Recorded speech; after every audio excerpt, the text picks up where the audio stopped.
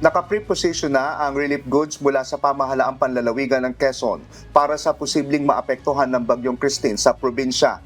Nasa mga estratehikong lugar na ang food and non-food items upang mabilis na makarating sa mga nangangailangan lalo na sa mga nasa malalayong lugar o island municipalities. Dahil sa augmentation lamang ang tulong mula sa Department of Social Welfare and Development o DSWD, muling nagpaalala ang pamahalaang panlalawigan sa mga syudad at munisipalidad na maghanda ng kanilang sariling assistance sa maaapektuhan ng bagyo. We ask na the municipal governments na mag-conduct na sila ng kanilang PIDRA.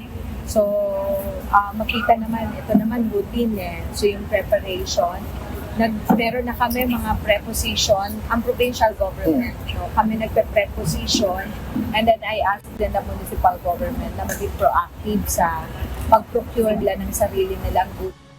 Naka-preposition na rin ang response team sa mga lugar sa Quezon Province na posibleng lubos na maapektuhan ng bagyo para sa mabilis na pagresponde, pagdadala ng relief items at pagsasagawa ng damage assessment. Naka-heightened alert na rin ang Philippine Coast Guard lalo na sa mga bayan ng Southern Quezon dahil sa banta ng Bagyong Christine. Japet Cablayda, humahataw sa balita ngayon.